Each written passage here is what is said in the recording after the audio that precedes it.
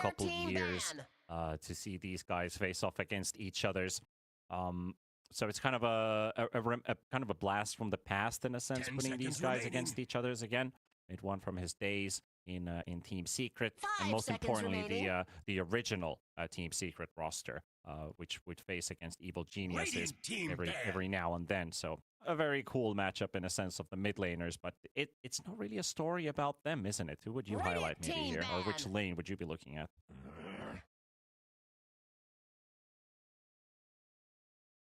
Dire team ban. On a prestige level. 10 seconds remaining. 5 seconds remaining.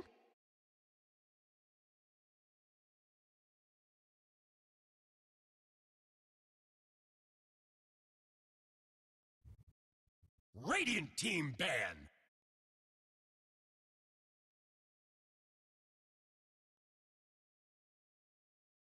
Ten seconds remaining. Radiant team ban.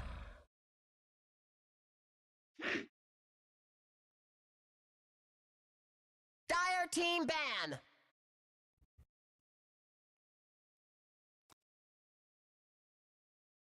Ten seconds remaining. 5 seconds remaining.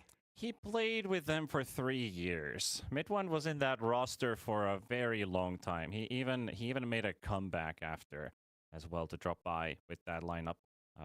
Mainly as these short stints. I think he was like 2 months together with the team and hasn't been around that much. But Mid1 has been a piece of this MOUZ lineup right now. I mean, Mid1 played with Puppy. He played with Kezu, Yapsor. The next year he'd play with Fata and Ace. Then he'd play with Nisha and Zai. So he's definitely faced off Sumail a couple times during those years. Dire team ban. I speak for the trees.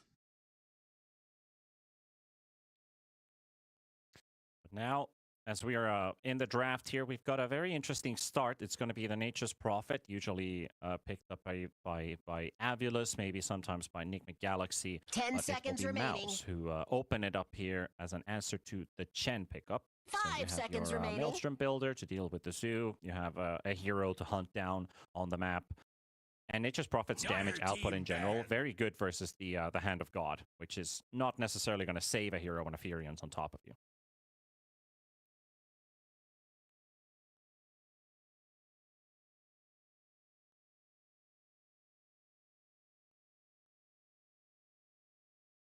Ten seconds remaining. 5 seconds remaining. So I got 2 quick points here. Outside of this draft as well, between Nigma and Nigma and MOUZ, they didn't face off against each other's in TI. They and I'm not saying MOUZ. I'm talking about Crystallis with Tundra. So Tundra and Nigma didn't face off against each other's.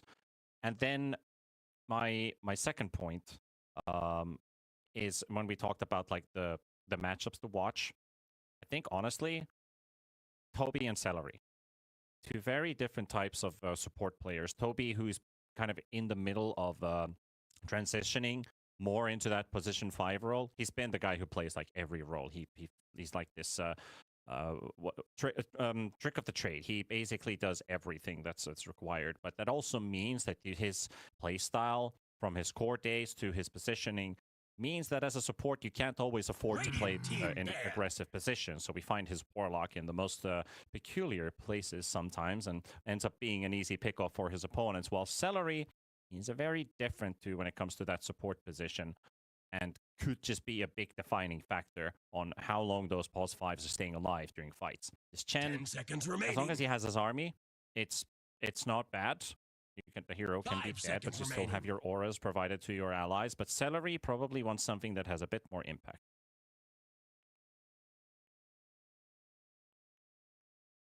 Omar or Toby?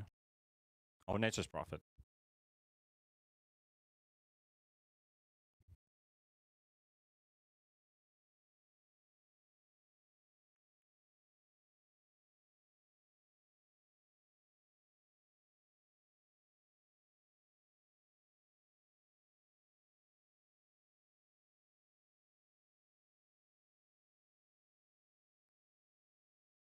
Radiant team pick.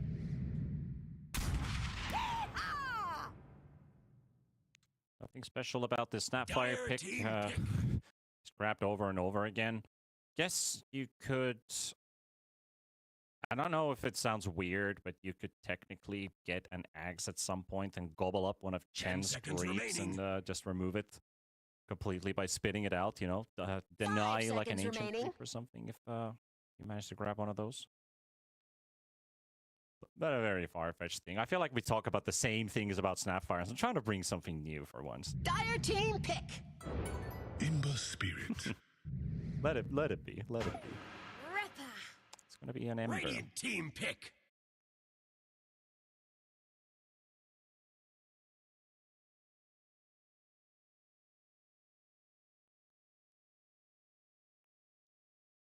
Ten Building seconds up on remaining. the pickoff side of things, Nigma, Ember, Hoodwink, 5 great seconds combo remaining. in terms of hunting heroes around the map very early as well. You don't even need to be level 6 for Hoodwink and Ember to start doing things together. It makes it a lot easier, sure, with the Remnant and keep on going for deep distance hunts. But as soon as you have Sharpshooter up, expect these two guys to be all over the place.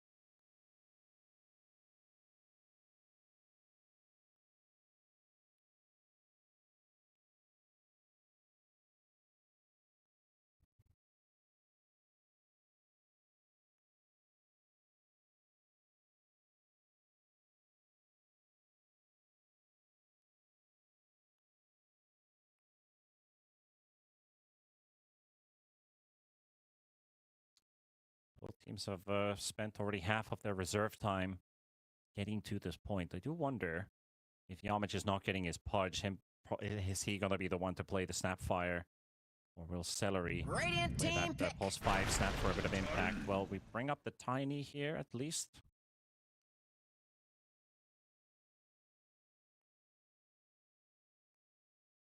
Hmm.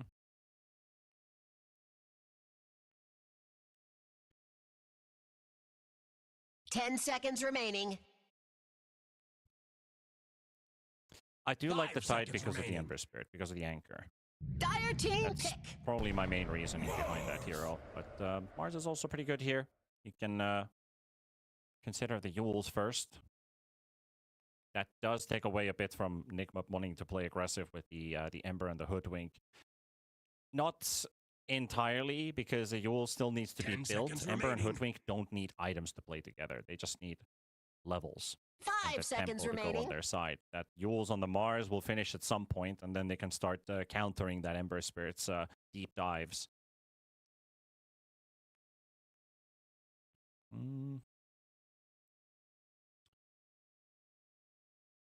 I guess I have nothing against the Lone Druid here. That's probably one of the best heroes that we've seen on Ghost.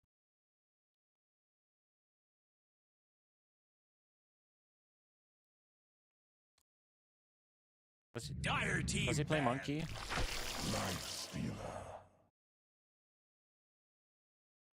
Mm.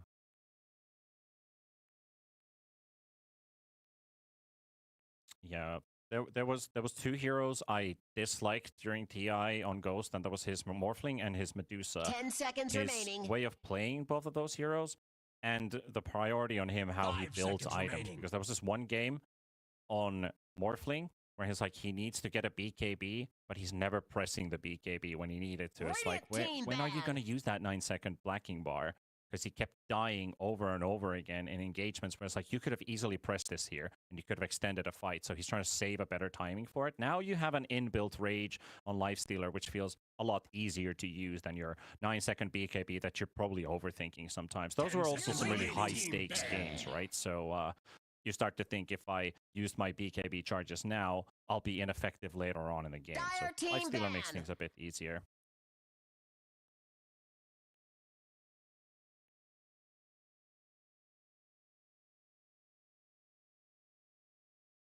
Ten seconds remaining.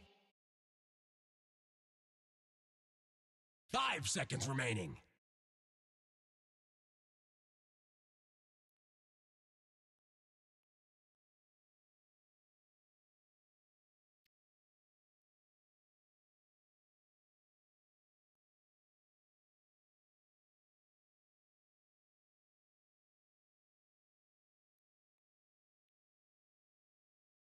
And you can always Abaddon on Dire Crystallis. team pick. You want to protect that Ember pick with the Husker ban instead. Could be an Abaddon for the final phase for Crystallis. Nigma, though, what do you want for your off lane? 10 You're in the seconds Tide remaining. Hunter? Okay. I kind of like a Pango here if we're playing 5 Lifestealer seconds Ember. remaining. Oh, that is Radiant actually banned. team Never mind. pick. Bristleback. But that also gives you minus armor. So it will be the Bristle instead. Okay.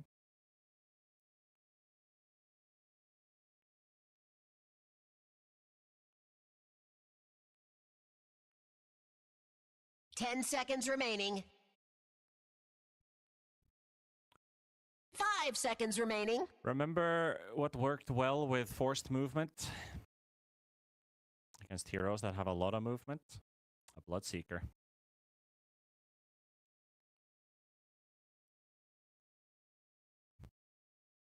Yep. So I'm going for either one. I like the Abba to some extent, but I also really like the Bloodseeker in terms of what Nigma has just drafted for themselves. So either one I'm okay with. I don't think I can just throw out another hero that they're probably going to go for. So yeah, let's go for the Abba. Close out MOUZ's draft. I'm going to go with the MOUZ on this one. I think this is a very easy to execute lineup. Just a couple holes that need filling, especially with those Abba timings when it comes to his itemization. If Crystallis has a very protected last pick here on this Abba, I feel like he can get away with it pretty well. So I'm going MOUZ on this one.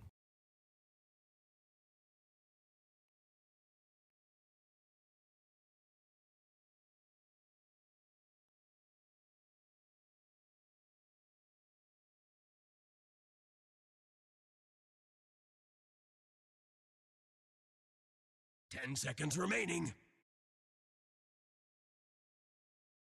5 seconds remaining.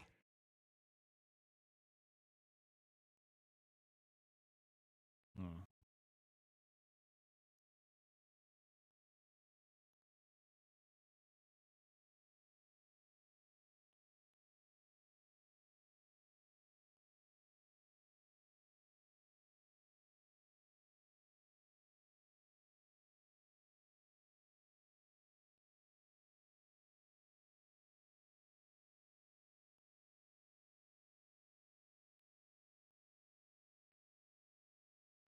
Yeah.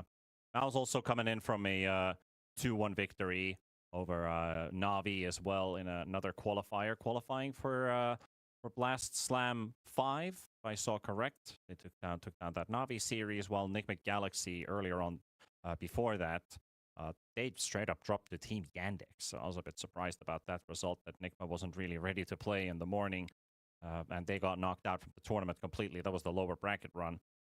So I based on that and MOUZ's current form, I don't want to take too much away from Nigma Galaxy. They're still they're still a prominent team with a very good roster. They can still do some really smart drafting.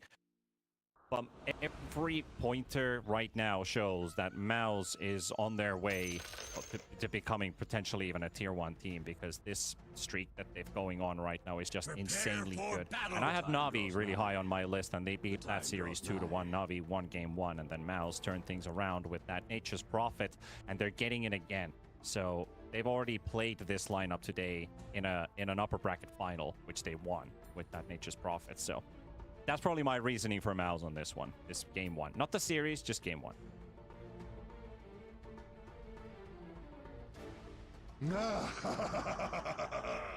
Admirable.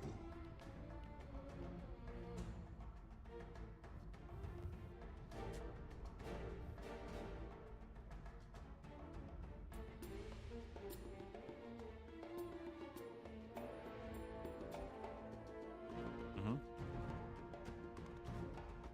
30 seconds to battle. Do you know what mid one played as well in that particular upper bracket final series in game 3?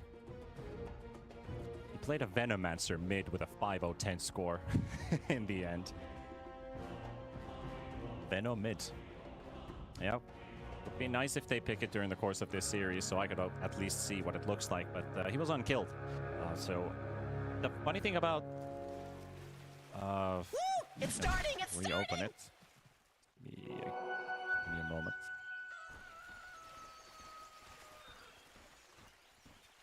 All this.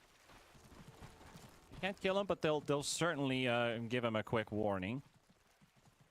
Some early damage onto the Ember. Yamich is strolling by between the towers. Give me that quick reminder that I'm still around the area. For some weird reason I can't get the match page to open. Okay, there we go. So he played versus Dragon Knight. Dragon Knight went 0-6.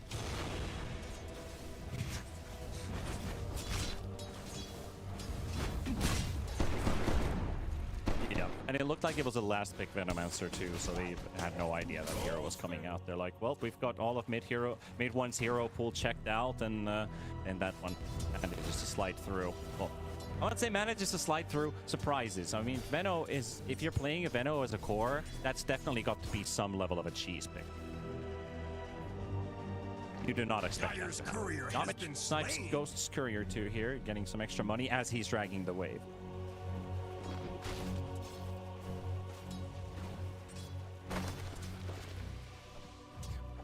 Making Toby run in circles here.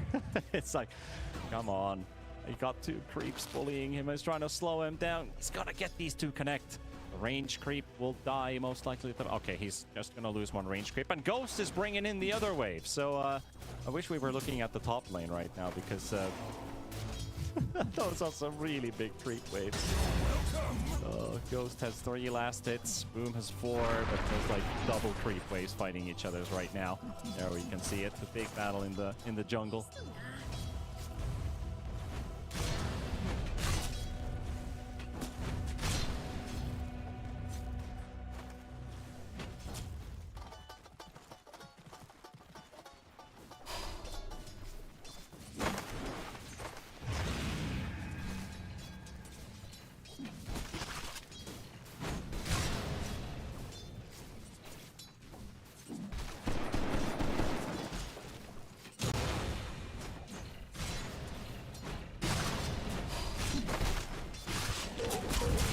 We're seeing a lot of farm lanes come out in this game. Might be one of the more passive beginnings. Could be wrong on that. Shape up to be a bit more action-packed.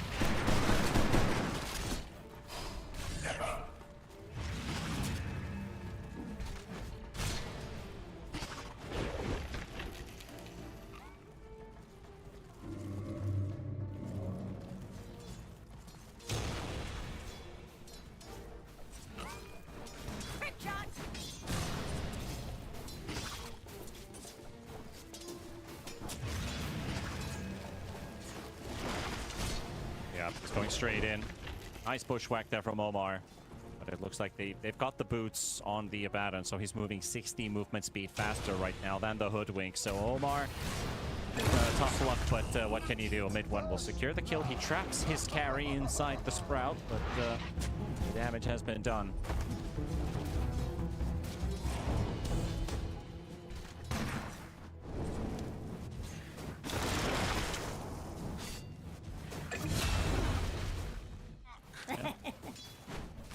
Celery survives that burst from the Bristleback. 3 points of spikes. The bushwhack is there in the acorn shot, and Omar will get a trade going at least. Solo XP for the squirrel. With that little squirrel. Tower is under attack. Not for you.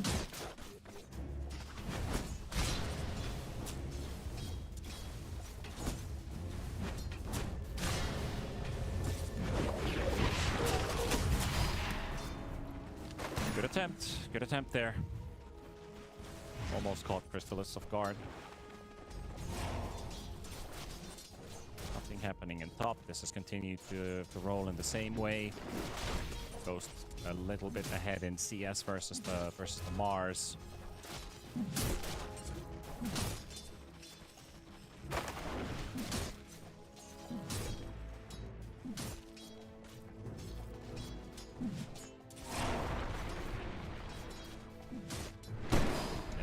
thing as before. Shotgun is also ready. One coming in with the urn. Still close on to Omar. Get the kill on him. Celery might still die to Noob, but he's got a cookie. Can he land it in the right direction to zone him out? He actually takes the straightforward path instead of jumping into the low ground. And now turning his attention to the Bristol. Mid one never left. He's still here. 3 seconds for a Sprout. There's a lot of quills on them.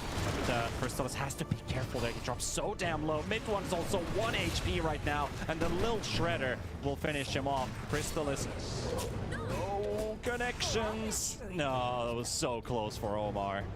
Radiant's middle tower is He under didn't get the kill there. It felt like for a second that they had an extra tango to cut down a tree because that bushwhack also went on cooldown but did not connect any of the heroes.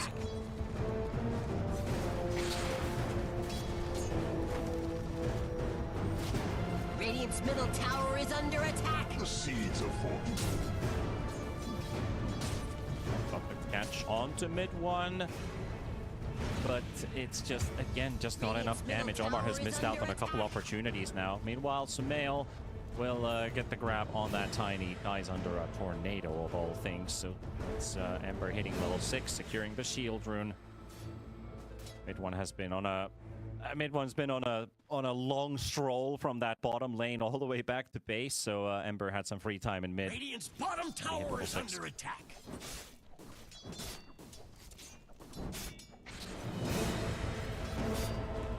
Radiant's bottom tower is under attack. Yep. And might as well bring mid one in once again. Get this Furion online. He has the same amount of net worth as the Ember does. Also at the same time, the MOUZ will be sacked. So Nigma, even if they are struggling with their bristleback, they are not struggling on this life stealer. Good thing for time to pass. Meanwhile, the 7-minute wisdom rune spawning Yamich. Toss and Abba are both ready. Celery is already here. Toby, you gotta be careful. That Chen might just end up falling with that damage, but Sumail is also brought in 3 versus 2. Toby dead 2 versus 2. Snap the fall, and there comes mid one to back up, and Ghost is caught inside. He does have that infest. He'll use it to dodge the spear. Boom doesn't get the direct kill, and Yamich will have to reset for a second. Sumail that does not have a remnant active right now, so he's gonna burn out all of his mana here. Boom is still right-clicking him, and the life stealer is coming out now. The spear flies out, and Ghost is the real target that they wanted. Yamich is dead. Ghost will fall as well. Sumail nowhere to go, nowhere to run. There's a Wild Wing Ripper, and you'll use that slight to at least buy some time, but that also means the Wild Wing Ripper changes his target to something else, and Boom will be able to get the kill. No deny for the Ember.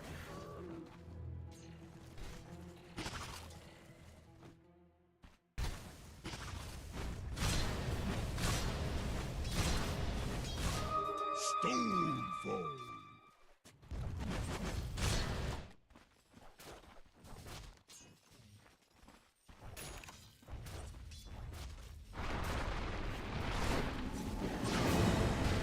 We're just a vessel recipe away from mid one. Nail going instantly for the follow-up fight. Toby already down. Furion dropping low. He doesn't have the Abba nearby for a shield on him. Here comes the Mortimer's Kiss system for level 6 Snapfire. And Sumail, he does go for the jump out, but Celery was already on point. They marked where that remnant was, and he instantly followed up with a hit. Infest is still on cooldown for 8 seconds, and you're not gonna get it. Ghost is dead. I don't know why the life stealer is also here when there's nothing they can kill except for mid one, but he was so far away already. Misplay.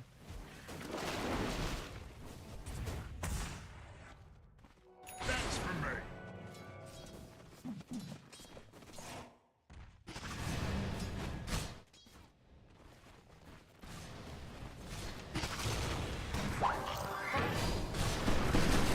Fighting in bottom. This time the break is there as well onto the bristle. They'll finish off. Now that bristle back. And that break actually came from the neutrals. So the Hill Troll Berserkers were getting interested in that fray. Because an Abaddon shield broke and a Quill Spray flew in. They're like, wait a minute, there's fighting going on. And they throw one single spear to break the bristle. And MOUZ says thank you. My thrift rewarded. Yeah, Nothing is going Nigma's way right now. Like this laning stage advantage they could have had, well, that's completely down the drain now. This Furion and this Abba slowly crawling away, net worth at least. As we're playing the Fissure Universe 7. Wait a second. Okay, they're not waiting a second. Exclamation mark ticket in the chat if you want to get yourself some tickets for the Fissure Playground 2 event played in Serbia, in Belgrade, Serbia, to be exact, on the 31st of October to the 2nd of November. Ticket prices starting at €8. The blast doors. Head over there. You can also click the banner below the stream. You're not in chat right now.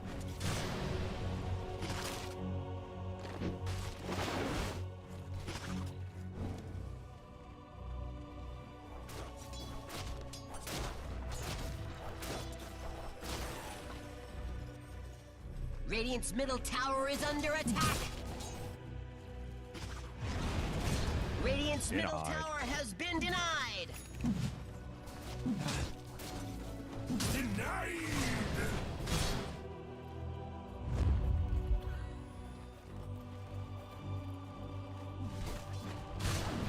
Dire's middle tower is under attack. It's gonna be a Radiance on Radiance game, and we're gonna have those timed pretty similarly. Both the Lifestealer and the Abaddon. The smoke. Celery's also joining in. The Avalanche will catch the Bristle, follow up with the Cookie, toss back, and mid one is also here with the Vessel. Clean up this Bristle back to Yamich, dropping quite low. He gets the last hit here, so he's getting closer to his Blink Dagger. Sumail, with the help of Omar, we're about to intervene with that Sharpshooter. Only narrowly misses the Tiny. Sumail is still taking the long wraparound. Snap Scurriers flying about. They're suspecting still some movement in here, but no one's around to be found.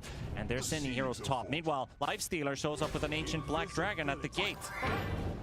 Observer is watching the bottom lane right now because they might run into Crystallis. But there's a Lifestealer who's also being fought in the top lane, and the battle was actually interested in going in there. Now they're coming through the gate with reinforcements.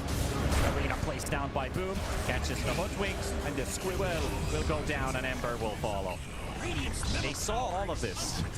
They saw all of this. They wanted to maybe catch the Abaddon, maybe break him, get that borrowed time on cooldown. And now they're going to lose 3 heroes because the Bristleback is also caught with the Vessel. They toss mid one in. At least he got some cool sprays out and got himself a kill at least on Boom. But that's 3 for 1 traded. All cores dead. Well, not the Lifestealers.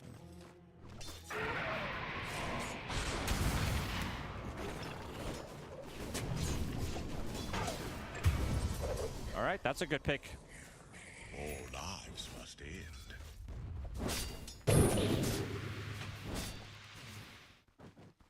Yep.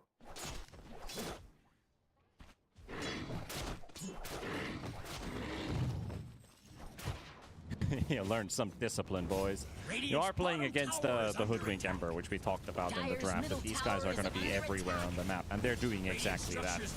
Ember has been part of 5 of the 7 kills. He definitely wants to be on the forefront. Get his items, 3 kills. I think that's the Mage Slayer ready, indeed. And his inventory now will help against a lot of that magical burst Dire's top MOUZ tower has. is under attack.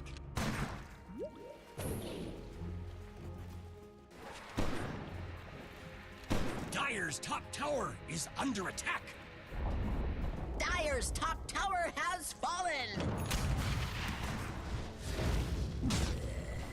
It's a solid entry for MOUZ, and all they need to do now is just keep up their farm pace, and they're already ahead of Nigma Galaxy. This Furion, who generally, at least right now, is going for a full-on fighter build. Mid one has 16 kills on MOUZ, and he's been a part of 15, so expect him to be in every engagement, just like the Ember Spirit. Now, the toss back.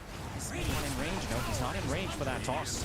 Have to send it onto Sumail. He'll get the level 4 toss. Quite a lot of damage, though. There's the Hand of God coming out from Toby, and there's the Mortimer's Kisses, slowing and burning Toby and Noob.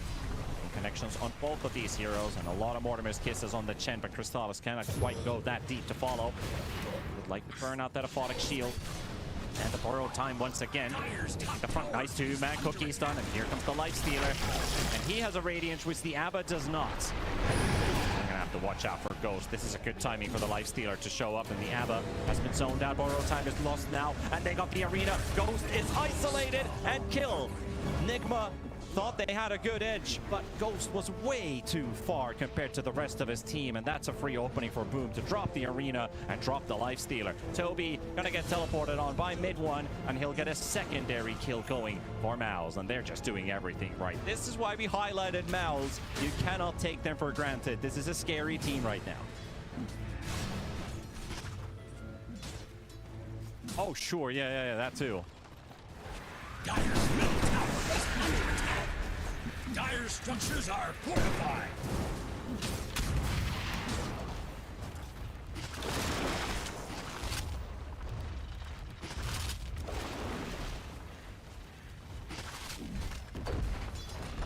That's a rough start for Nick and Galaxy going in here. And also, a highlight about MOUZ, from that DOTA, of our one of our other statistics sites as well to pick things up. The mice have the fastest average on ending Dire's games right now. bottom The tower Galaxy is under attack. just a couple minutes behind that. So two tempo teams, absolutely. MOUZ may be more notable in this sense that they're, I mean, of course, we have to say that their fast game average was also sped up. Remember when they played versus Cifro? That series lasted less than 30 minutes, so that absolutely helps their average. But they've played quite a lot of games lately, and they like to enter games quick if they can. Mid one will silence Sumail in the back. Sumail will go for the run out. Noob's going to get sent in the air. The break is onto the Nature's Prophet this time around. Noob is getting some damage out with that pipe. He's surviving, but now his face turned as the Mars throws in the spear. Noob and Sumail are both dead, and that's more and more kills going in the pockets of MOUZ. Yep, and then BP's Crystallis comes from the other end. Got another one. Boom was saving that spear for the last hit, and Crystallis still got it.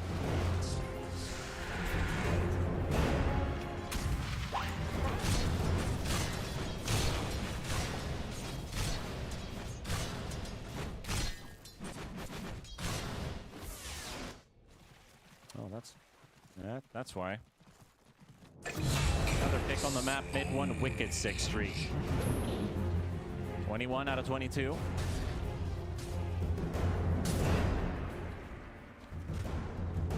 I got 99 problems, but mid one ain't one. Dire's middle tower is under attack. Certainly is a problem right now. Dire's middle tower has fallen. Yeah, I guess.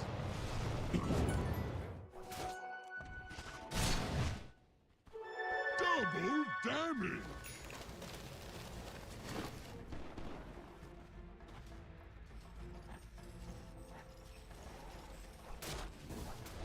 Radiant's top tower is under attack.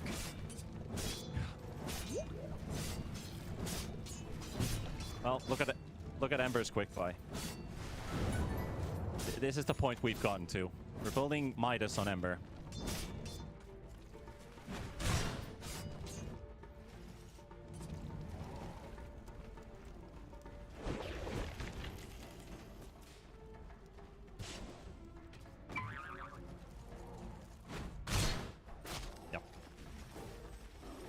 At least, you know, these these BKBs will they will allow Nigma to continue taking these fights in the same approach, give them a bit of security, and hopefully give them some longevity for some sustained damage to take it in the end versus MOUZ. It's definitely going to help extend those fights. Makes Life Stealer's game a whole lot easier to be, but to begin with, I don't think Ghost should be in this bad of a situation right now if he just stick to the lane. Life Stealers love having a long laning stage. We keep repeating that like a broken record. So him participating before that Radiance came out, and then his positioning with the Radiance, I feel like it's just a lot of lost time Life Stealer could have spent farming instead of playing overly aggressive. Maybe Nigma's calls were feeling like, we gotta make something happen. We need to bring everybody for these fights. And led to those situations where They just have to drag the lifestealer along with everybody else. I understand if you want to play like an early TB, rotate through the gate, that kind of stuff, and maybe a lifestealer, you know, 7 minutes, 8 minutes in, just to get that, you know, that slow, for example, from anything really, or just a little bit of extra damage needed. But now you're at a point where MOUZ is ready to fight with pretty much all of their heroes, and Nigma have lost their sharpest edge, which was the Ember and the Hoodwink, hunting after kills and going for fights, just the two of them.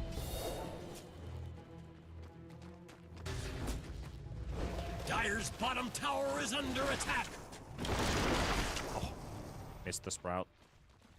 A target that he saw. So mid one technically allows this lifestealer to leave, but Omar is caught with the arena. Boom! Missing another spear. On point blank range, but it doesn't matter when you have 3 other heroes right behind you. Cleaning up this Toby's zoo. All of the Chen creeps are now dead.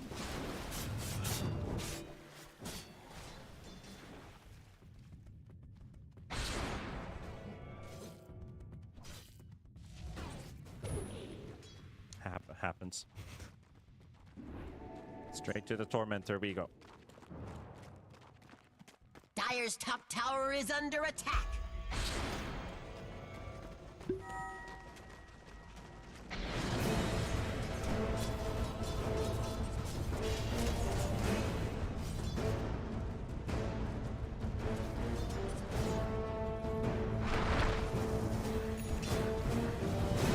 Probably. maybe a story that the team might post that they're not playing the hero again, or if they find something something interesting about team historics, some stories to tell. Those news and content pieces can be found on FISSURE's socials. So, for example, all of those, check them out. Especially with FPG2 right behind the corner.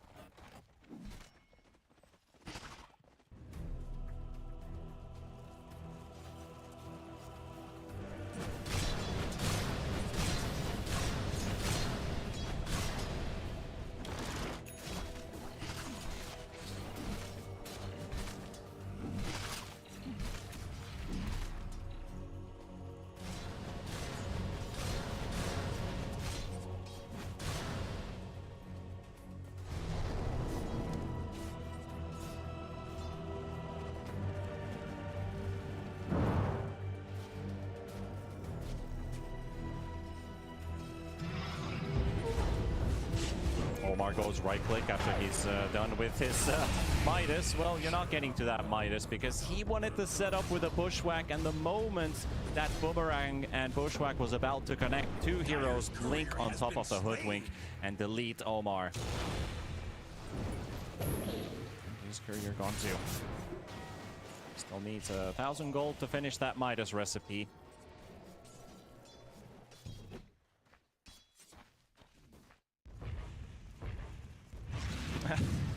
Dire's middle tower is under attack.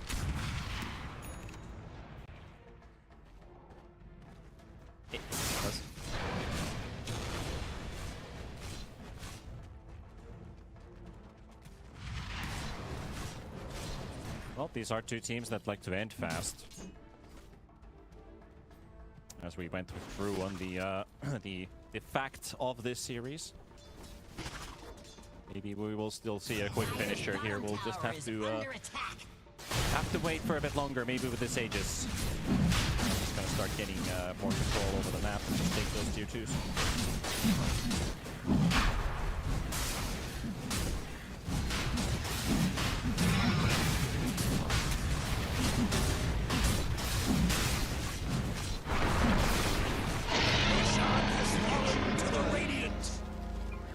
Definitely targeted a lot. If you can take that pipe away.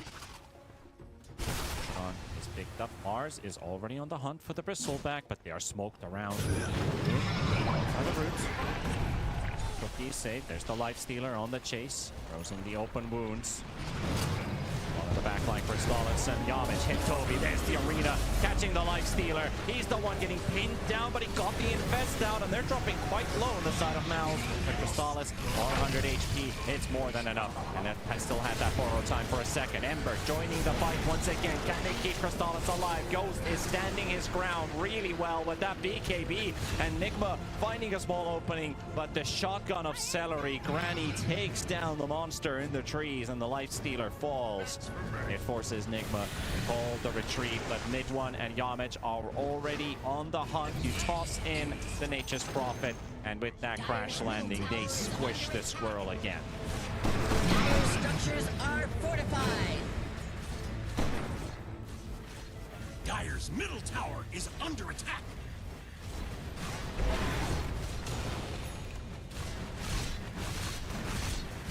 Dire's middle tower is under attack. Dire's middle tower has fallen. Just looking at the start of this fight, right? They first break the ranks of Nigma, and at the same time MOUZ hits the backline, finding the Chen, which allows them to almost get rid of the first hero. Beautiful arena, and so close. If it weren't for the pipe, Ghost would have died, and this fight would have been 5-0 basically for the side of MOUZ. But because it didn't, it allowed Ghost to go for the BKB play and get something done here. But just that damage issue is really showing. There's no extra source of right click outside of that Lifestealer Radiance Burn. Dire's bottom tower is under attack.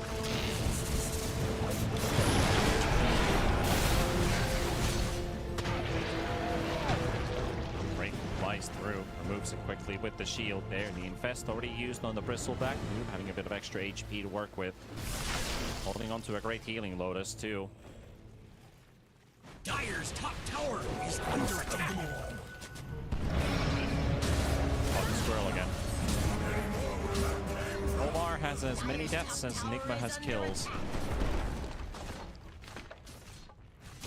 Him and Noob account for 50% Dire's top tower has kills fallen. MOUZ has.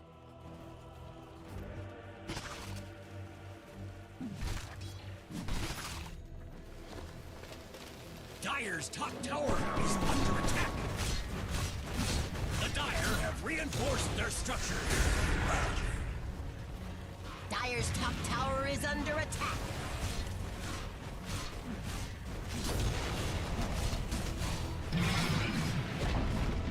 Dire's top tower has fallen.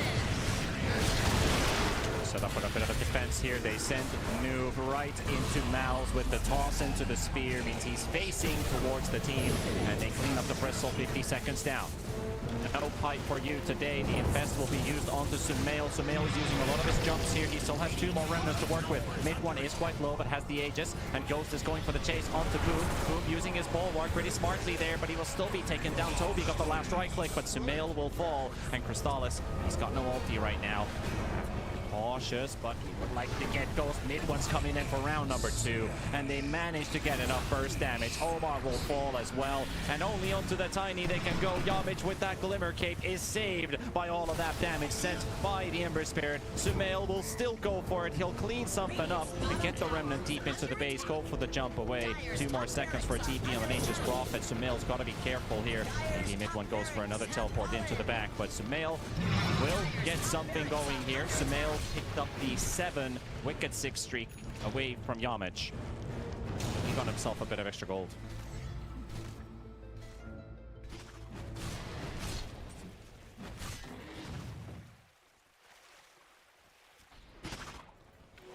Tribute to my house.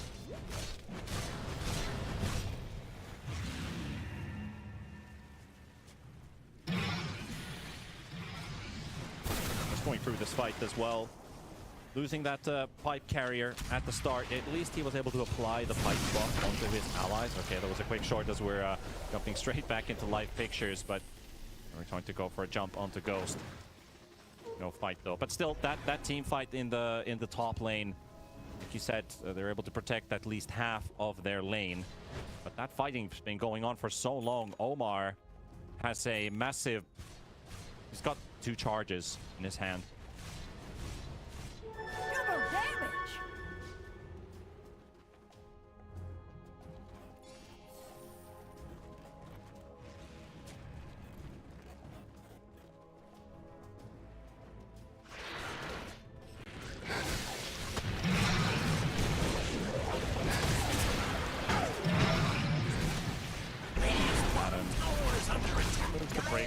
barracks have fallen. Puts himself away.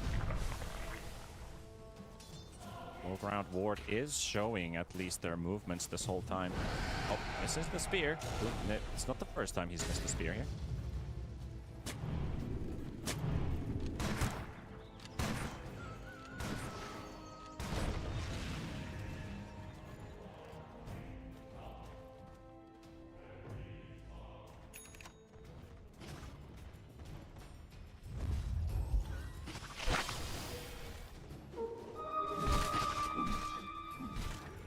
Gonna see a clash again. Under vision. Damage goes straight in. Catches the Chen first, and they got a really good combo on Nigma, taking down Yamich and forcing Crystallis on his ult. Toby is the one tanking in the front line, so all things good. Mid one is dropping in the back. They get him. Ghost will get a big cleanup kill here, and Nigma Galaxy fighting back. 2 heroes dead and forcing them away, but that is a dieback on Sumail, so maybe celebrating a bit too early that the Lifestealer picks up almost 1,300 gold for killing mid one, but losing their Ember simultaneously. It wasn't watching what happened with Sumail in the back as the fight kept spreading into 3 different directions. We'll see a replay of that.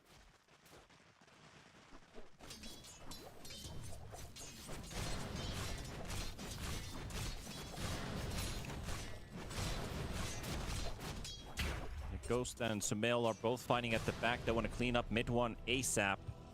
Then we see Sumail. Jumping forward. While the fighting is still going on in top, and Sumail dies off screen. So yeah, Celery, Crystallis, both with the Orchid. Yeah, just greed.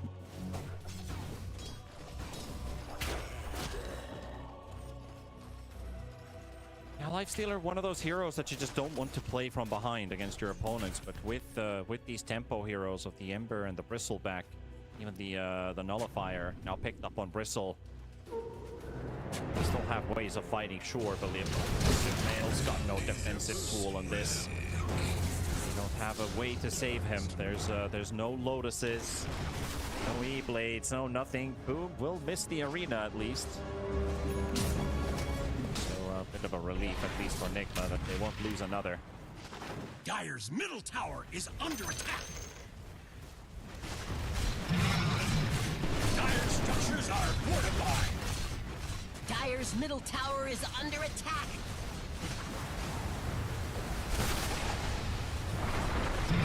Crazy rush. Yamich with the toss back, grabbing the Bristleback.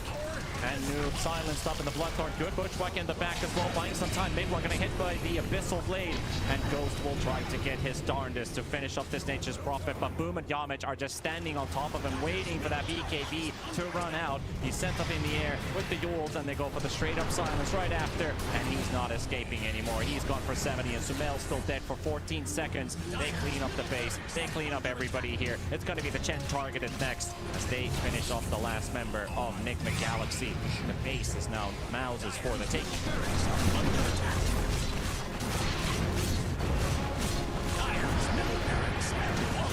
And he's gonna die as well. Yeah, that should be game right there.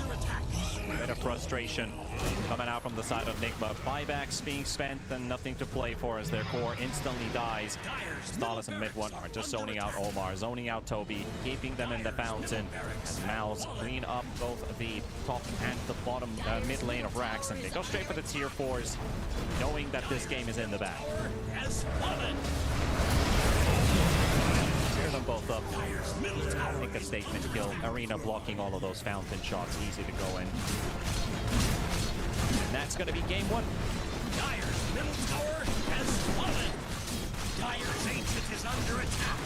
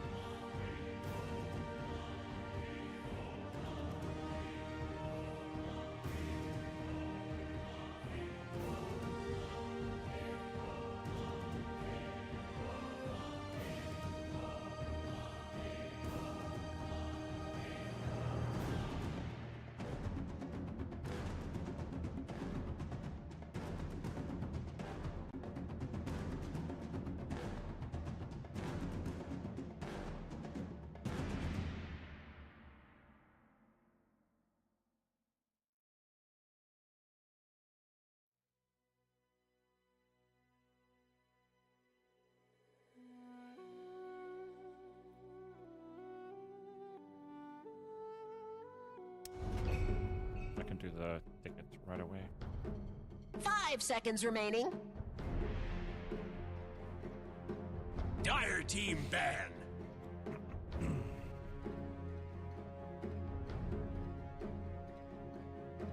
Radiant team ban. And once again, back into the lower bracket here of the Fissure Universe Episode 7, Team brought ban. to you by the Fissure Studio, only on Kick, as we are now one game away from eliminating yet Dire another team team. ban. We're in the top 4 right now, and only 3 will be at the end of this day. It is MOUZ who are leading currently versus Nigma Galaxy. Team ban. And we just need one more game from MOUZ, unless Nigma's able to change the draft up, shuffle things around, push 10 seconds towards remaining. game number 3. But before we head into the draft, a quick reminder about Fissure Playground 2 and their 5 seconds tickets. Those remaining. tickets are up on sale right now with the command !ticket, or by clicking right below the stream. There's a button you can press leading you over to the ticket website for Radiant Fissure Playground team 2 ban. on the October 31st to the November 2nd, as we have in Belgrade, Serbia, in the Sava Center, a magnificent Dire $1 million team ban. LAN being played, and it will host some of the top tier 1 teams, even TI attending teams being playing there. 5 So seconds remaining. the last Playground event was amazing. It was fun. It was a lot of fun. It was a very community-sized event with about 4,000 people that fit into the Sava Center. A lot of fun Dire team action pick. going on in there. We'd like to see you there as well. The tickets are only €8 a piece, so might as well grab some of yours. But Harry, let's jump into the Radiant draft and team see what's pick. going on with Nigma and MOUZ. Game 2 time. Nigma banning the Furion. That's a good shot there. And we go for Marcy first pick. So you're saying Furion out, we have a chance. 10 seconds remaining. Why? 5 seconds remaining. You got to explain. You got to explain. If you say you hate a hero, you got to say why.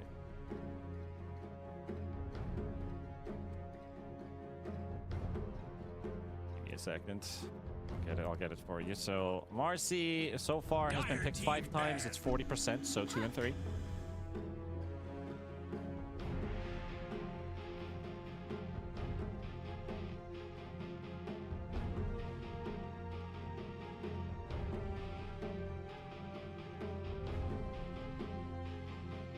Ten seconds remaining. He won with it though. He won with it though. 5 seconds remaining.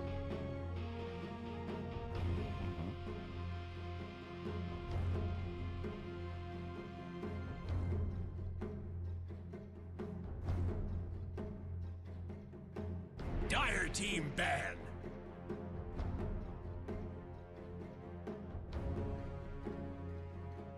Radiant team ban.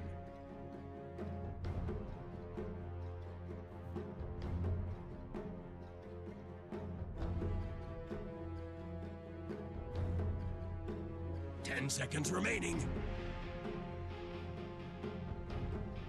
5 seconds remaining. Yeah, it gets easier on the line.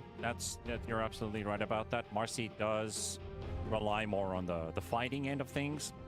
So you could consider Marcy being this kind of early game hero that will take over the late game. The mid game is maybe where Marcy probably struggles unless you're ahead of the opponent the whole time. If your Marcy falls behind, you're absolutely right. The hero has a big difficulty getting back into the game because you're supposed to be ahead when you're playing Marcy. Kind of like when you have this Abaddon with Radiance. If you fall behind, you're already building into items which will take a long time to get him to kick in. So he feels like a late game hero in a sense. You want Bloodthorn, you want to have the okay, Radiance Bloodthorn in itself is like a lot of money. That's basically like half of the net worth of a regular Dota game basically.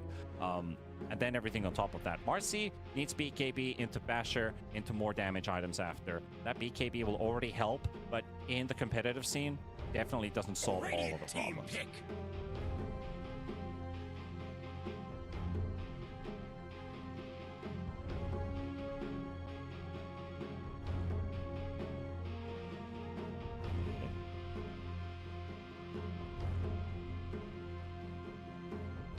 Ten seconds remaining.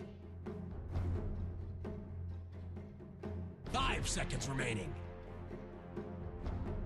Well, if you want solid lockdown, Dire maybe the team pick. Snapfire is a good idea as your first, as they will. Maybe then consider the Elder Titan's not a bad idea. Or Toby. I think if you want a reliable hero on Toby, you go for 10 Bane, seconds Warlock, remaining. Pugna, ET, somewhere in that range. You're not getting your 5 Nagasai in seconds this remaining. game, so maybe one of those four. Dire team pick. Gets the water, my friend. Dusk.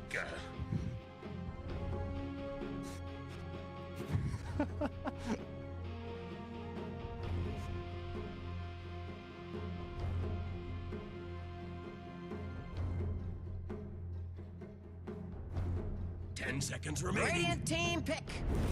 Tegna.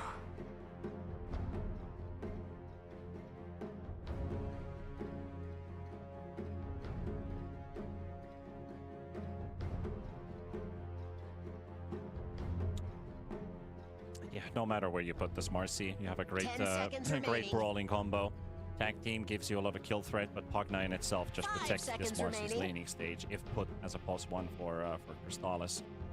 So either way you put it, I think heavy armor heroes Radiant team could be a pick. good way to look at it from Nigma, like you said. They bring up the Venomancer, so that's something that mid one played in the mid lane, as we talked about their previous series earlier on today versus Navi, which they won. They played a mid Venomancer, so most likely then Veno support for Toby and bring up the 10 Earthshaker seconds for remaining. the off lane.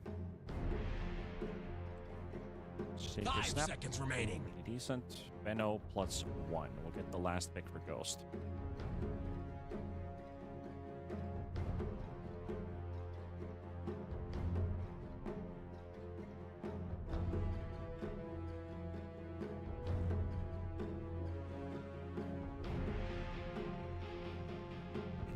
Yep. I would like a Pango or a Kez if we're talking about mid-one's pick now. I think I'd be very happy with either one.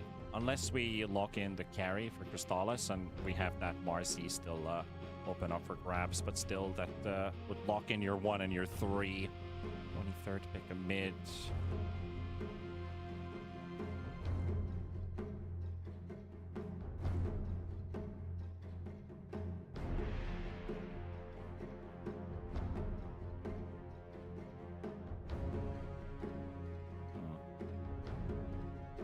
Well, we'll see what they pick up here. Do they lock in their mid or not? Could get behind that Husker Dire idea. team ban. The Tide Hunters, so carry Marcy.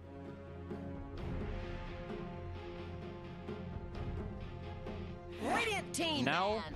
Tusk and Tidehunter, please level up the right level 1 skills. That's all I'm asking for. If I mean, you're playing into a lane where you don't really get a lot of benefit into the Kraken Shell. So might as well just go with the Tag Team and the Gush. You have instant level 1 kill threat on these 10 two. seconds remaining. Very happy to see that. 5 seconds remaining. Ghost Gyrocopter looks like it. Radiant That's team a good ban. ban for MOUZ. They already got rid of the TA. Gyro would probably be another. We saw how it went down the last time. Gyro has a pretty free time versus the Tidehunter.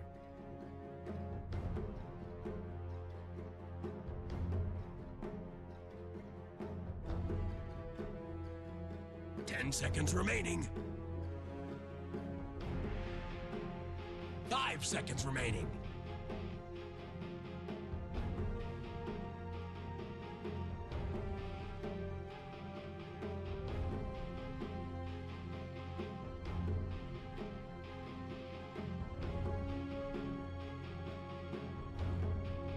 See if they end up banning that Kez or not. Knowing that it's just the mid open, they got rid of the Ember already. You mentioned the Void Spirit, which is still quite okay. I'd really want to see more Kez. I just want more Kez games, to be honest. So I'd be very down for it.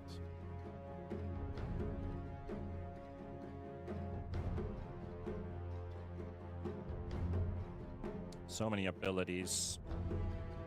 There's so many abilities you can throw and fling at the puck. You can't dodge all of them. Dire team ban. Yeah, the Monkey King themselves, so I think we're now kind of locked in. We might see something like the Void Kez and then the Gyrocopter for Nigma Galaxy in the last phase. Or unless that Husker still comes up, which you also mentioned. So totally Right, so then we play mid 10 RC. seconds Can remaining. work. 5 seconds remaining.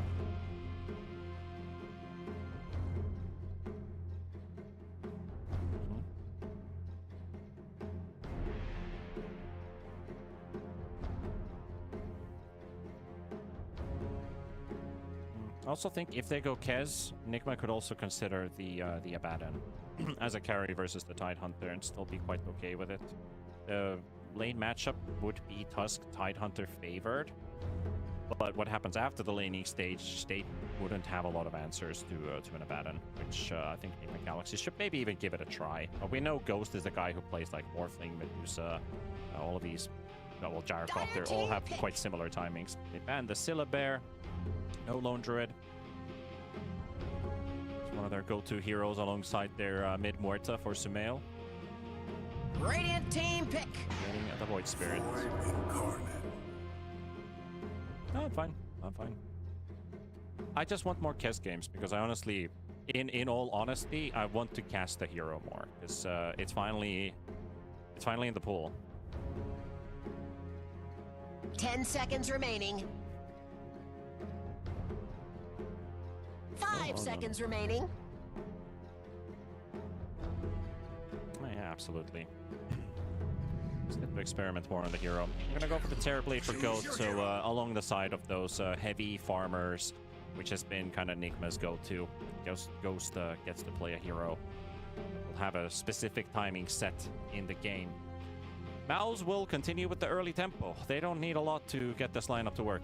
And when we talked about this Marcy needing to be ahead, this is looking like one of those games where you can absolutely hit that timing. You're not that phased about the Snapfire or the Venomancer in this game. They have a lot of annoying tools against you, but you have your rebound, you have your dispos. I'm not changing my opinion here. I do think MOUZ is looking like the stronger team right now. Nigma would have to pull off something pretty spectacular. Maybe rely on that old strength that they've had, play around Sumail being that big raid boss, and really bring people together so that they can get their game going. 5 I seconds feel like remaining. last game, they were doing a portion of that, but Noob wasn't having a game. Well, Noob's now playing a hero that also struggles with his timings a bit. So you might have to get Ghost involved with the Metamorph, get him through the gate, bring him as a fourth hero when the puck's also rotating in. Go 4 versus 2. Shut down a lane, go back to your farming lane after that, and continue working from there. You have a hero that is going to go play pretty well versus the Tusk and the Tidehunter. Their minus armor, their physical damage output, you've naturally got a lot of armor in yourself. So this is a good TB game. I just want Nigma to really commit to the 4-man death ball strat, and maybe even 5. The Shaker can also contribute even if he doesn't have a Blink Dagger.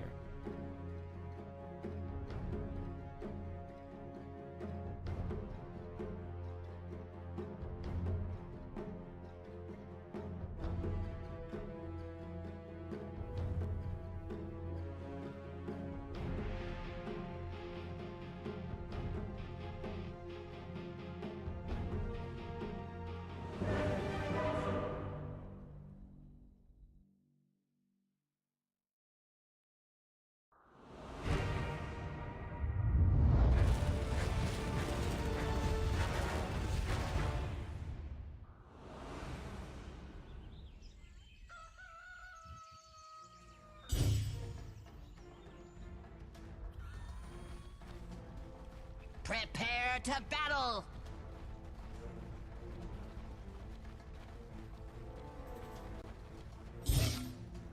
Yeah. Now you're fish food.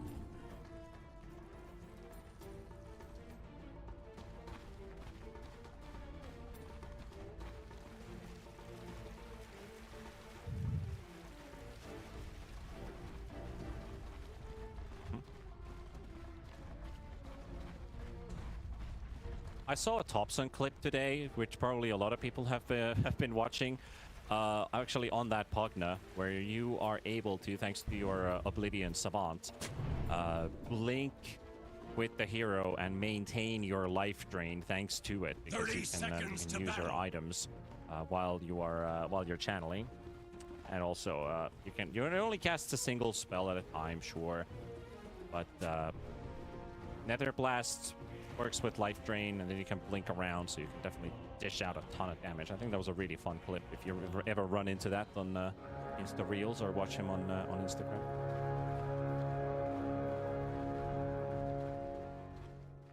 Oh boy, oh boy! This is gonna be fun!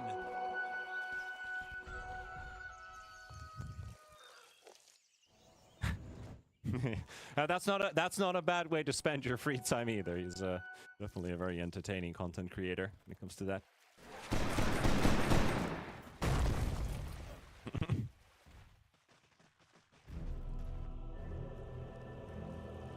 Oh, Nigma can't go back to... They have to teleport to the lane. They're not letting Toby participate. And the Shaker just dropped the Fissure on the first wave, so that destroys that first creep wave completely. On the other side of the map, Celery comes through now to back up Crystallis, and they actually bring the Earthshaker right under the tower. However, the creep wave was soaking up the hits, so they weren't able to get Noob tanking tower hits, unfortunately. They did get a quite sizable trade going on, though. Both cores are a bit injured.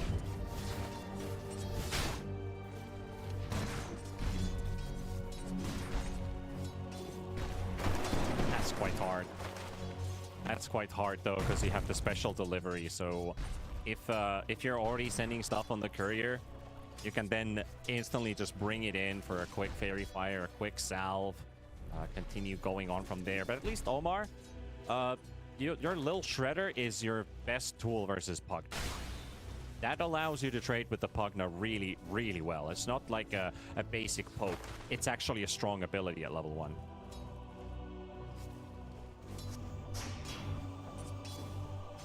Puck out!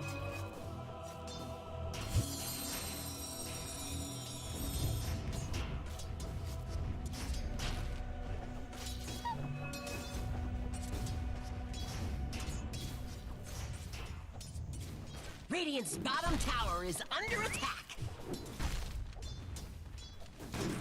The special delivery, bringing over. Now he has a magic wand and a crown in his inventory. Celery is probably going to have to bring in some extra regen.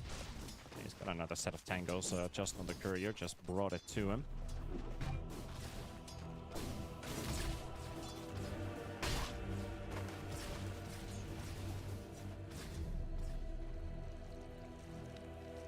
Ooh. Yamich was trying to snipe TB's courier, but unfortunately not able to get him. He's gonna go for Toby. And they go for the snowball, the blood grenade, the tag team. Toby, he got all of his regeneration, but one more right click will do it. That tag team duration, it's 6 seconds. And during that time, you're gonna get at least 3, maybe even 4 guaranteed right clicks with his attack speed. So that will take down Toby. Yamich will give him a bit of a tip there as well. This Venomancer will struggle. That might just repeat again. The thing is, if you cannot play in the lane near the creeps as a Venomancer, this Tusk will keep on hunting you down.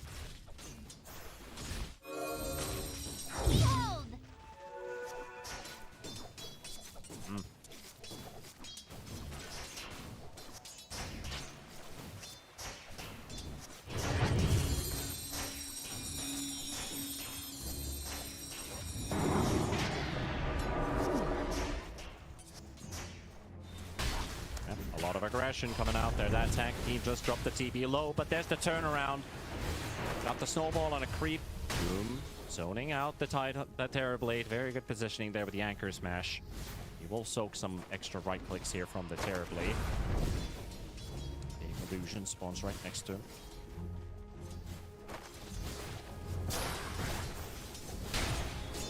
Oh, we're going straight back onto Boom. Boom does get that Kraken shell, but it's not really going to help him too much, is he? Snowball onto Toby, tag team up. They're going to look for the trade before the Tidehunter dies, and he gets healed up. He will not die. Yamich will soak up hits from Ghost, but they're able to take down Toby for a second time. He does at least have a teleport off cooldown, so he can return straight back into the lane. But a rough start for the Venomancer.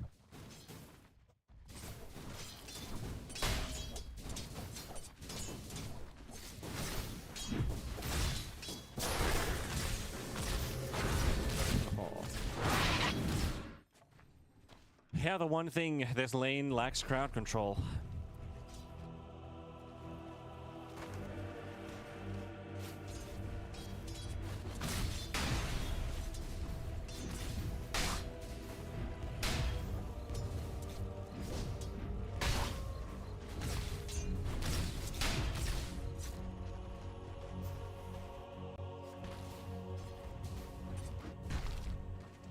Noob has the most CS in the laning stage so far.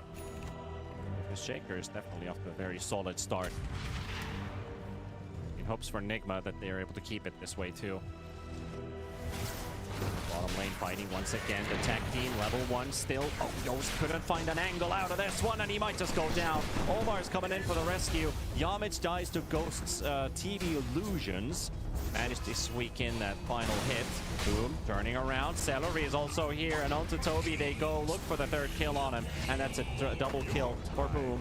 There's a quick Decrepify, and another TP. That's the puck is coming. Orb is flying in. Boom's got to be cautious here. Sumail misses out on the rotation. That's a big bummer for the puck.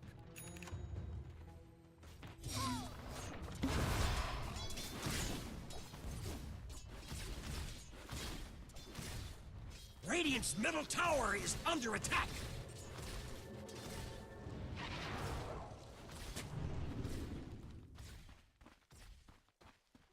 A prize.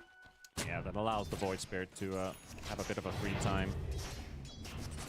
That level 6. Also, it cost him the 6-minute rune.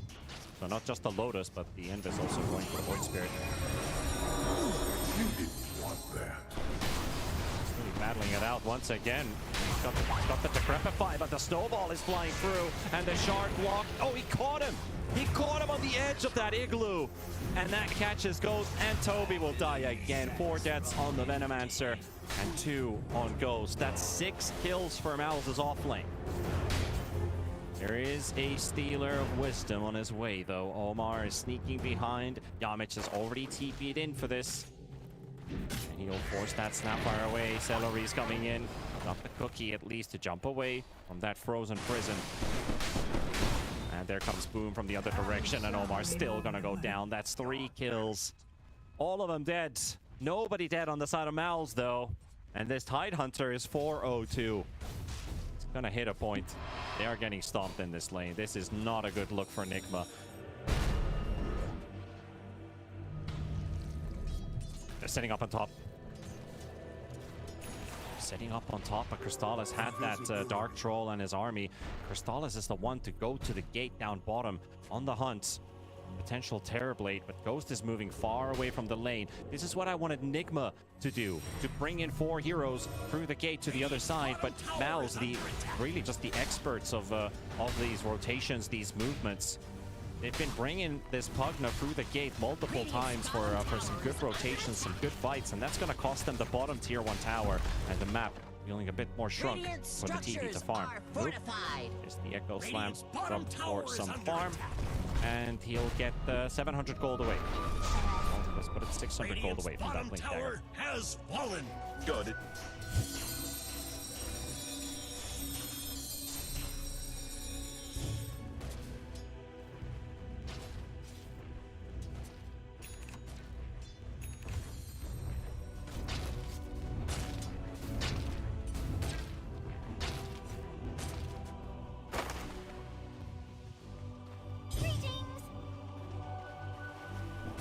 Dire's top tower is under attack. Radiant's middle tower is under attack.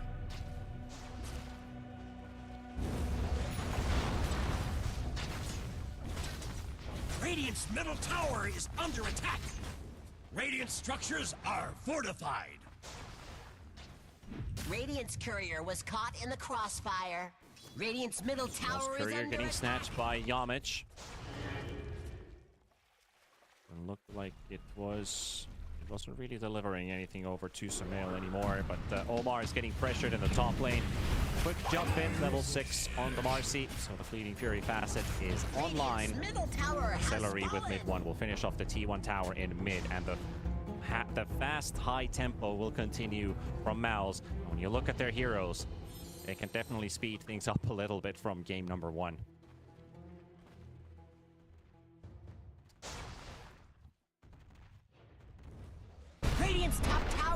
under attack.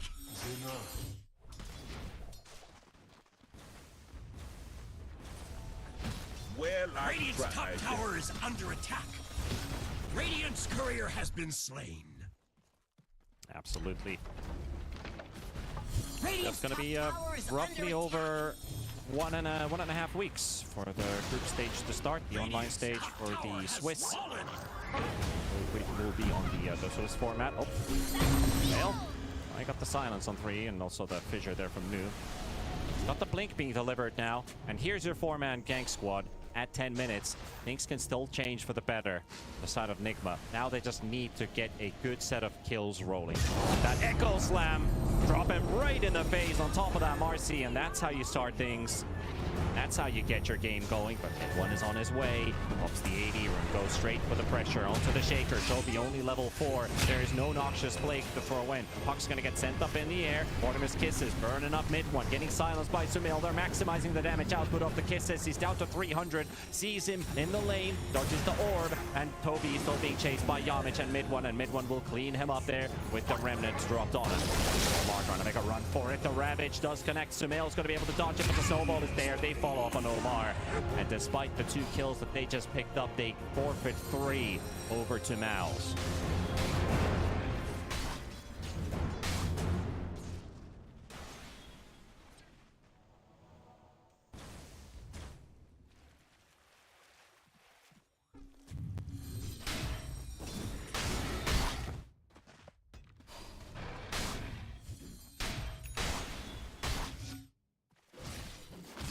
Not a very good position to be in at all. The whole plan for their laning stage being set up, really good plays at the first few minutes in the lane with the Venomancer and the Terrorblade, but unfortunately MOUZ just simply played it better. MOUZ has just been the better team during the laning stage. Despite a matchup they potentially couldn't have maybe even won. It could have been a full-on 50-50 trade in that bottom lane. Ended up being a massacre. And what has been happening after that is MOUZ is 6,000 gold ahead at 12 minutes. The lead just continues to grow. You cannot kill the Tidehunter. You're not killing the Tidehunter anymore. He is pretty much immortal. He's got the Vlads and he's going for the pipe. That would mean that Boom has no more threats in this game. Radiant's top tower is under attack.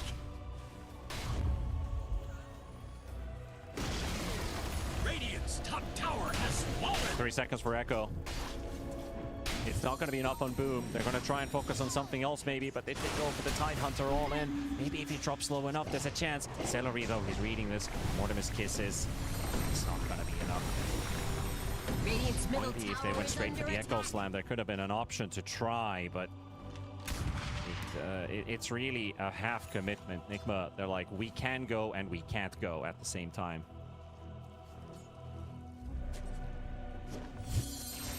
Dire's bottom Also, tower is under it's attack. 13 minutes into the game. Toby's got no boots. He's, well, you don't really put boots on a Venomancer, but because they don't have any feet. But that's how fast you die. Oh my goodness. Yeah, One Punch Man hits. Yamich with his blink, hunting for more. 419 on the Tusk. Just 1,400 gold behind the cores of Nigma. That's how rich this boss 4 is.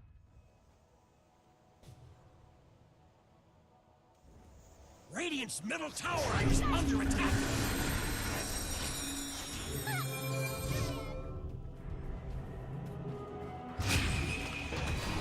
And that's a probably dead puck maybe. Yeah, 20 HP remaining and the vessel is applied. The shards fly in and Sumail is dead. King has been slain in his own base despite the gates being open for him. Radiant's top tower is under attack. They spawn him TP, they Dire's see him middle go tower straight is back. under attack. Cannot really leave the base.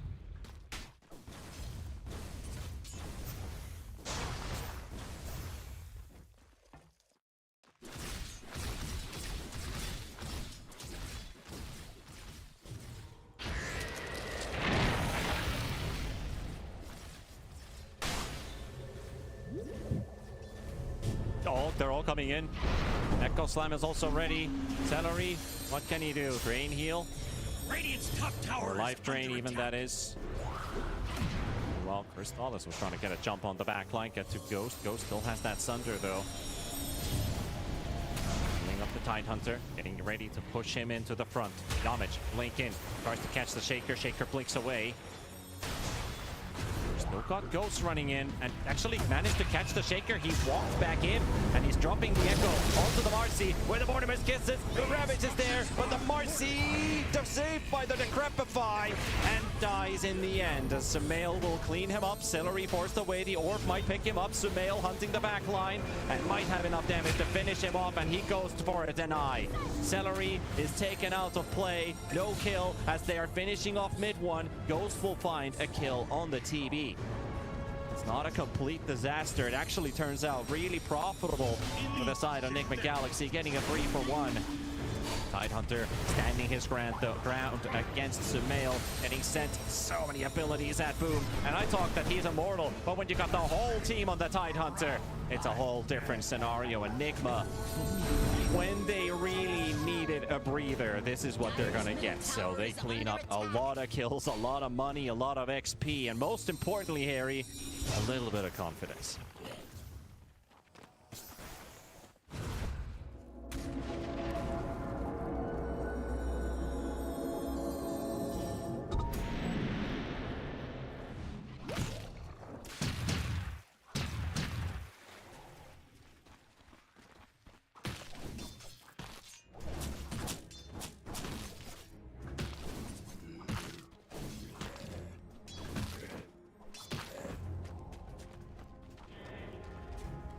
Yeah, Boom wasn't in position there to drop the Ravage instantly because the Mortimer's Kisses were starting to fly, and he got enough connections to hurt that Marcy as they got the Echo Slam to start things off. And then Sumail had a really good play there, just going straight for the back line, worry about the Marcy, worry about the Pugna, and keep them out of the fight while giving vision on the Tidehunter. So really good positioning overall by Sumail, and it just kind of, it broke that MOUZ fight completely in half. They were not able to stack up anymore at that point, and Ghost started to build up some free hits for him to clean up mid one.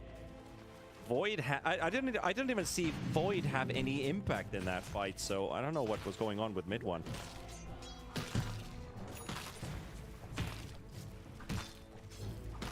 Dire's bottom tower is under attack. Radiant's middle tower is under attack.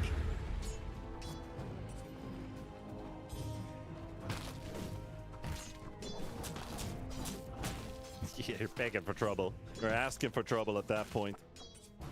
So, yep, Nigma has been given an opportunity. They just need to hold on to it.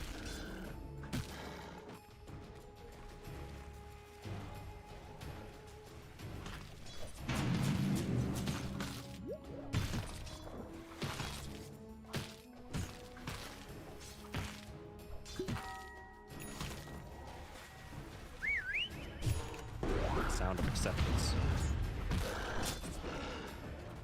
MOUZ is still holding on to a 5k lead. Toby spotted by Yamich. There is the cookie save, at least behind him is Omar. Roshan is still being attempted here. Crystallis just decides to walk straight into the roach pit for this. But they are smoking up and they might be able to make it in time. It's gonna be a real close quarters fight. Toby, the Noxious Plague this time coming into play. They can get something done here. Toby smokes are popping into the pit, throwing in the fissure. Nuke with the shard. Follow up. There's the Echo, but Crystallis has already BKB'd up and he failed to jump. He didn't get quite outside of the pit. They're still fighting Roshan, but mid one is low on HP and Roche is dying. Who's picking it up? Ghost is trying to walk to the ages. He's down on the ground. It's still on the ground. It's right next to mid one. He gets it and he dies right after. Nigma are on retreat here. They're trying to reset their positions and try to bail. It was a close call. It was a really close call. TB got nothing out in that fight as he was fully fixated on, if I get that second life, maybe there's a chance to fight this one. Sumail still being pressured here by Yamich. Crystallis is nearby. Rebound is ready. The jump is there. Sumail for the first dodge, and they just punch him straight in the gut. Take the puck down. MOUZ just doubled their net worth lead again with that fight.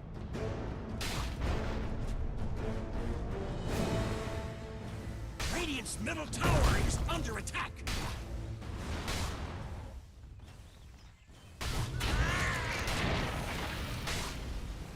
Radiant's middle tower is under attack. Crystallis did. They could have smashed them there, absolutely. Yeah, Crystallis also failed the rebound jump right after, but he did manage to stay in the pit. And mid one, has fallen. he's stunned, but he's able to click the Aegis down on the ground. So I think somebody or something gave him vision, and he's still able to click the item down on the ground despite being stunned there. Could have also been, I don't know, maybe a very high risk, low reward bait to keep the Aegis down on the ground while he's next to it. I thought you're not able to pick it up if you're stunned, but apparently you can, because he definitely had a stun meter on top of his name as he picked it up. Well, he was definitely stunned throughout that, unless there was like a 0.1 server tick in between.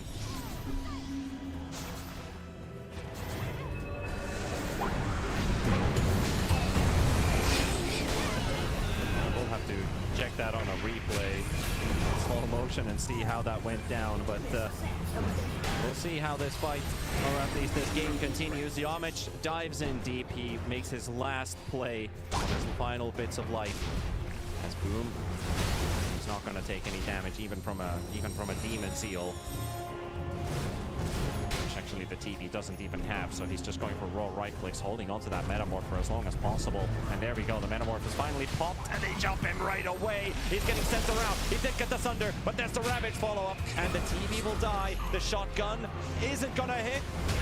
The snowball save coming in from Yamich with that buyback. Marcy lives for such a long time, and he's getting extra heals, but he jumped away. But Sumail, can he still go back in? No, he's going to curveball out of this one. There's still an Earthshaker sitting at the back line, hoping to find that Marcy, but Crystallis is already TP'd home. Yamich with a real S-tier save play there with the buyback into the Blink snowball save, because that could have killed the Marcy otherwise.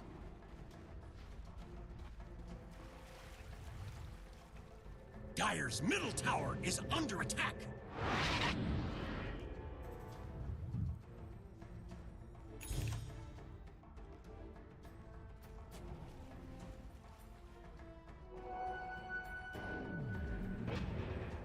Yep. I deserve this. Dire's middle tower is under attack. Yeah, they're definitely playing with their limits here, but at least they're getting a real taste out of how does a tier 1 team fight against them. But this is the difference we saw with Heroic, right? Heroic didn't take these fights. They slowed things down. And we mentioned, like, they could definitely play faster. MOUZ is playing faster, but this is what the fights are starting to look like.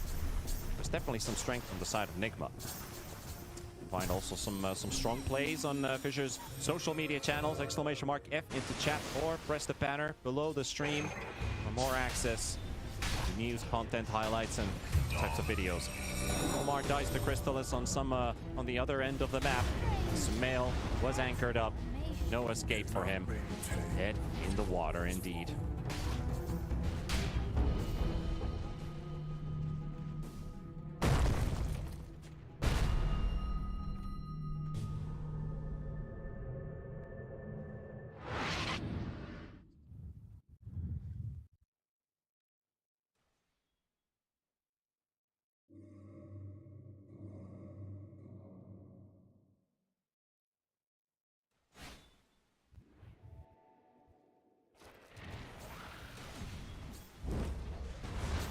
It's been looking for him for a while. The game is definitely still holding on. MOUZ are giving breathing space for Nigma. Maybe they're... Radiant's bottom tower is under attack.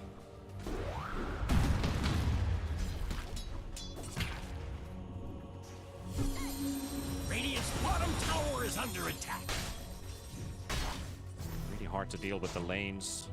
Especially when the TV doesn't have the items that he requires, like Hostess net worth. Radiant's bottom tower rough. is under attack. Only got the Manta. Now the Dragonlance on the Courier. No Scotty Manta 25-minute timing, because he's had to be involved in so many fights above having the luxury to farm. Dire's top tower is So those under illusions are also impacted by that they're not that great at the split Dire's push. top tower is under Maybe attack. they can get that tier 1 tower down. Helps them a little bit with those access points that we mentioned, Toby. Being hunted by mid 1, knowing that this Venomancer's got very limited tools. Toby finally taken down. At least they know where MOUZ are moving. And oh, look at that. They cut the back line. They come from behind. Take down Omar. Noob.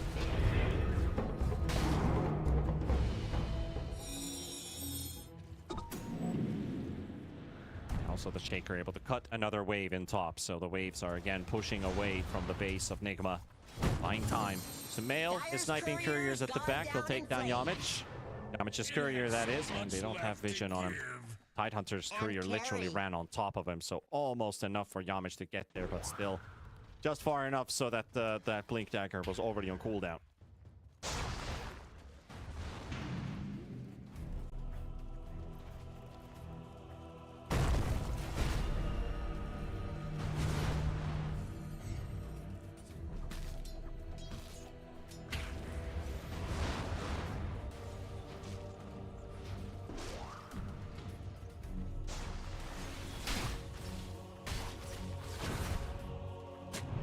Radiant's middle tower is under attack.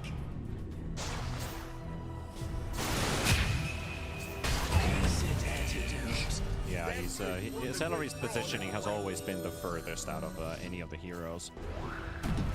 He's not close to the base, throwing nether blasts.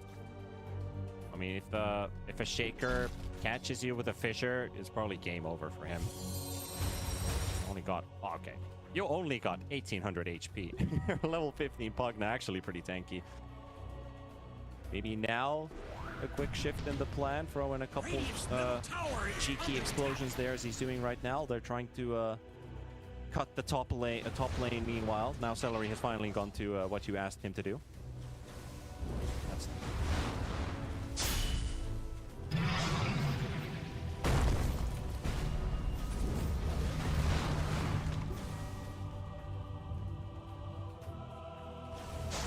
Radiant's middle tower is under attack.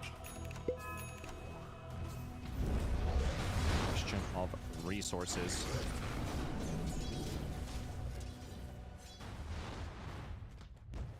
Yep. Regeneration. But now he's just sticking around. Toby is so close there as well to catch him with a Venomous Gale. They are fighting versus this. Okay, well, they're fighting onto the puck now. They're unleashing their abilities on him to take down Celery. While Sumail was found, Sumail might have the chance to escape and teleport back. MOUZ are teleporting in more reinforcements. Boom is also coming here with the Tidehunter. He just finished a fresh axe, so he's got that big gush.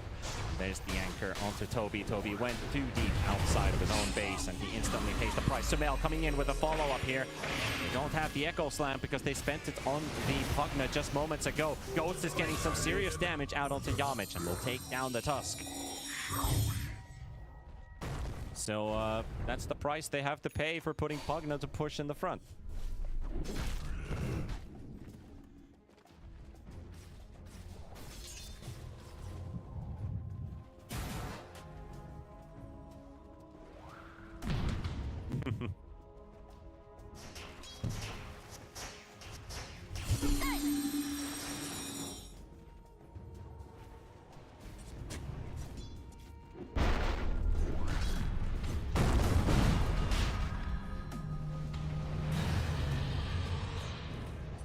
Another Roshan. Nigma are leaving the base.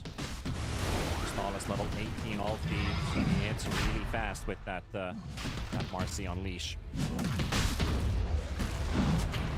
Also, one thing to really consider here is if this Marcy gets to hit the Terrorblade freely, Unleash does apply a lot of attack speed slow, just like a Jakiro would with the Liquid Fire. Minus 100 at rank 3. Makes it really hard for some carries to fight back. Boom. Bounty. Ghost catching him there. He could have just dropped the Ravage and PB would have been stranded. Dire's bottom tower is under attack.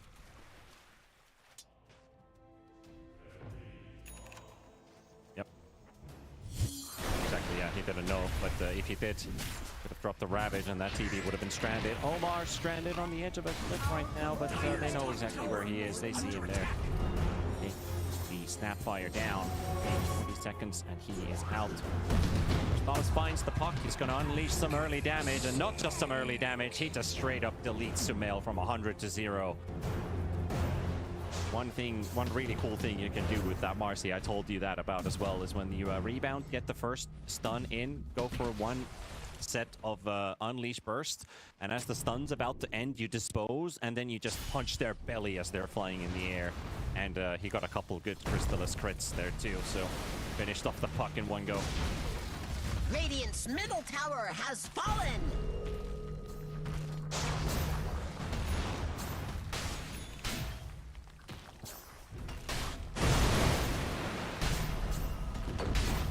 Radiant's middle barracks have fallen! And he jumped on already, and puck will not have an ally. As he respawns, mid one's getting the wave to push in. They will split. Save the melee racks. Dire's bottom tower is Rocks under from attack. that first fissure thrown in by Noob. Radiant's They're gonna middle smoke up. barracks are under attack. Radiant's middle barracks have Noob is the fallen. one in front right now. Has that pipe, has the Vlads. Marcy hits for so much damage. The smokes are popping. They hit the side. Yamis is already quicker with the BKB. Trying to get the snowball to connect onto the puck, but puck is able to dodge it. Wallace is getting some healing from the Pugna. Coil is used onto the Tusk. They want to get Yamich first. Mid one coming in with a silence. Jumping in between, but he's got his spells on cooldown right now. And Titans are right next to him. They're both slowed up. Ghost is moving into range and get some damage out. Get to poke the Tidehunter a couple of times, but that Fissure from Noob is actually blocking his allies. They won't be able to get in deep. And MOUZ are still preparing for a fight, waiting for their spells to come back off cooldown. Void Spirit is almost fully ready to go in for round number 2. Nigma.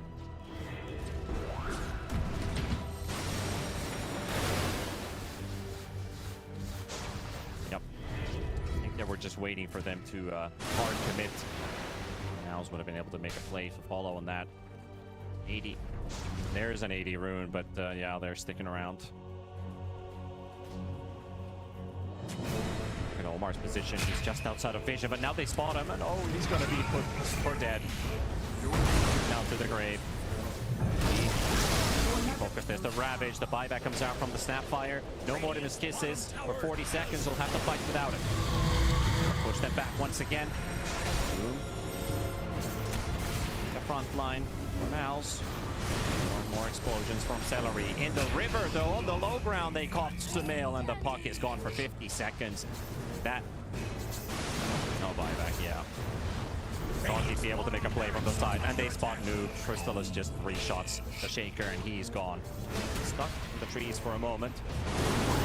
Oh, some kind of reaction there from Nigma Galaxy. They're not falling for it. The Shaker comes with the buyback. Yamich pops his BKB as he flies into the fountain. There's a couple hits from it too.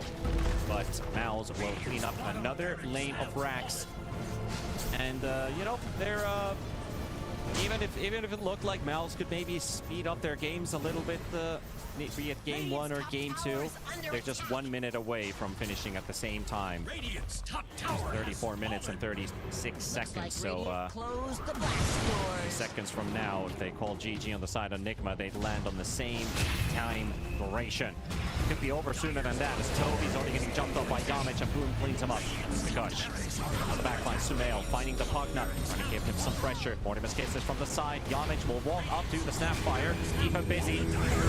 Venomancer is in trouble as well. Ghost get some damage onto Boom. Boom use the refresher, but he's got no mana to get off another Ravage. But they can also wait for that TB to run out of his BKB charge. Boom will have to wait for a second. Crystallis goes in for another jump in. They slow down both Noob and Ghost, breaking the blink from the Shaker, and mid one will also fall off for another. They will have to use a Sunder onto the TB illusion. That's only worth a couple hundred. He's still running to the fountain.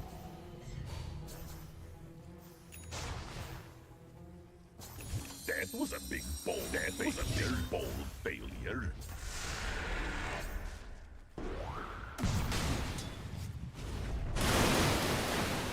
It does look like, well, this game 2 will last a little bit longer than game number 1. Still very similar in the story is MOUZ. They really come to play. This team is looking hella good. You mentioned it yourself. Day after day, they improve. They look better. When is this team gonna hit a peak? Is it maybe after potentially winning this tournament or so? Because right now, a lower bracket final is calling for them.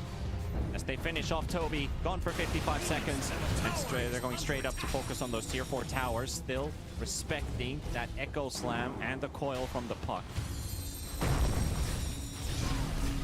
Really having difficulties hitting the backline every time Sumel's trying to make a play for it. Now he does. Mid one is there to react as Yamich got jumped, but the puck is gonna get controlled. The Ravage is there, and Yamich will follow it up with a Walrus Punch, and that's the puck gone again, leaving it to 3 Nigma heroes. Ghost in the front line. That anchor at least was removed, but these tier 4 towers, they will not stand for long. There's another unleash on Marcy in just 15 seconds. One more attempt again. Snowball brings in Yamich closer to the fountain, but not quite in it. The BKB used by the TB, and he's just feeling like he needs to run to the creeps and get the aggro. But these are all desperation plays because the Ancient is falling. 300 HP, who lost every second. They got Yamich with the Echo Slam, but the Ancient is down, and MOUZ will knock out Nigma Galaxy and play on the final stage.